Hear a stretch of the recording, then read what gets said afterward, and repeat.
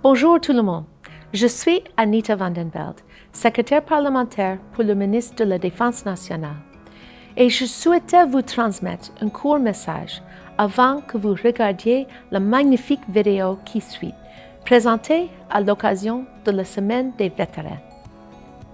Les 8 derniers mois ont été difficiles et je félicite chacun d'entre vous de vous être efforcé de stopper la propagation de la COVID-19.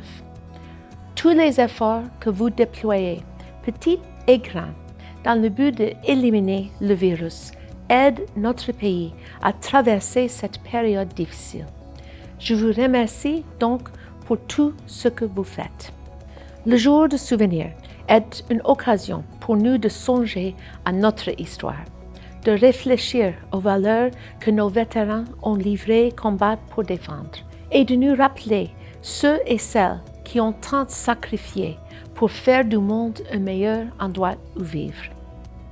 Chaque jour, les personnes qui servent dans nos forces armées canadiennes continuent de travailler pour assurer votre sécurité, la vôtre et celle de l'ensemble du Canada. Ce sont les vétérans de demain et le jour de souvenir constitue une occasion de les honorer eux aussi. J'espère que vous aimerez en apprendre davantage sur la riche histoire du Canada, grâce aux expériences vécues. Ensemble, nous rendrons hommage aux personnes qui servent aujourd'hui.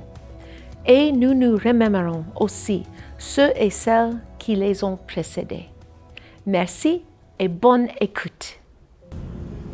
C'est avec fierté que je me joins à mes collègues des Forces armées canadiennes pour vous parler aujourd'hui de l'importance de nous souvenir de nos vétérans. Je me souviens qu'en tant que membre des Forces armées canadiennes, je fais partie d'une famille. Une famille qui honore ceux et celles qui nous ont précédés. Une famille dont les membres continuent de se soutenir entre eux. Je me souviens des frères Carty, qui étaient originaires de la ville de Saint John, au Nouveau-Brunswick. Pour ces 5 frères, le sens du devoir était inscrit dans leur gène. Leur père, Albert, était membre du 2e bataillon de construction pendant la Première Guerre mondiale. Plutôt que de suivre les traces de leur père et de s'enrôler dans l'armée, et malgré les restrictions réglementaires en place à l'époque pour les militaires noirs, les 5 frères ont pris la voie des airs et sont devenus membres de l'aviation royale canadienne pendant la Deuxième Guerre mondiale. Le plus jeune des frères, Gérald, est devenu l'un des plus jeunes officiers commissionnés de l'aviation royale canadienne à l'âge de 19 ans. Et c'est là qu'un exemple parmi tant d'autres de militaires qui ont suivi les traces de leurs parents et de leurs grands-parents. Je me souviens aussi des milliers de Canadiens et de Canadiennes qui, comme les frères Carty, ont lutté pour défendre notre cher pays. Je suis membre des Forces armées canadiennes et quand je me souviens, je pense à ceux et celles qui ont combattu en Afghanistan. Aux marins qui ont empêché l'importation illicite de drogue dans notre pays. Aux aviateurs qui ont protégé l'espace aérien nord-américain. Aux militaires qui ont fourni des soins médicaux à des gens qui n'avaient jamais pu consulter un médecin auparavant. Certains militaires ont été blessés et d'autres ont perdu la vie. Des familles ont perdu un époux ou une épouse, un père, une mère, un fils, une fille, un frère ou une sœur. Et je me souviens, car j'espère qu'un jour, à l'occasion du jour de souvenir, quelqu'un se souviendra de moi. Nous sommes la génération la plus récente de militaires qui servent pour assurer la sécurité de notre pays et protéger sa liberté.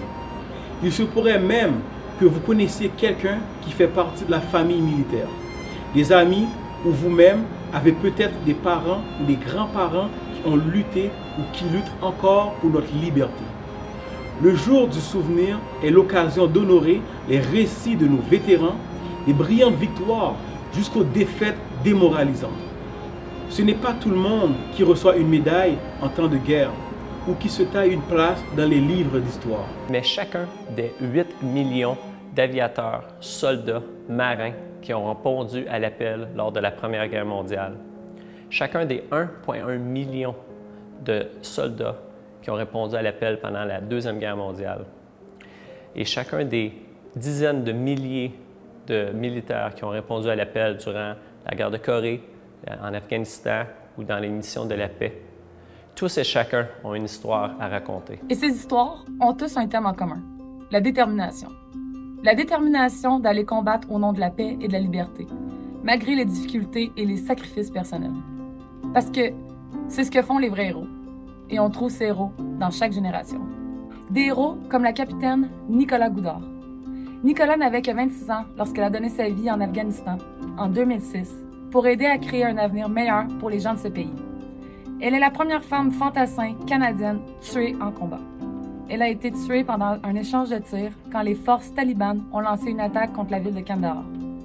C'est grâce à des gens comme Nicolas que nous vivons aujourd'hui dans un pays doté d'un système démocratique solide qui garantit nos droits et nos libertés.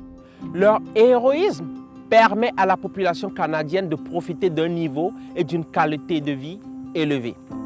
C'est aussi la raison pour laquelle le Canada est un chef de file sur le plan du maintien de la paix dans le monde. Au fil des ans, le Canada a contribué plus de 100 000 militaires à plus de 66 missions des Nations Unies aux 4 coins de la planète. Que ce soit à l'étranger ou chez nous, les Canadiens et les Canadiennes peuvent compter sur nous pour veiller à leur sécurité et à celle de notre pays. De la même façon qu'ils pouvaient compter sur nos vétérans. C'est là le lien qui unit les militaires d'aujourd'hui à ceux qui les ont précédés. Nous faisons tous partie de la grande famille canadienne et nous sommes tous solidaires. Peu importe où le besoin se présente, ici ou ailleurs, les membres dévoués des forces armées canadiennes sont prêts à aider.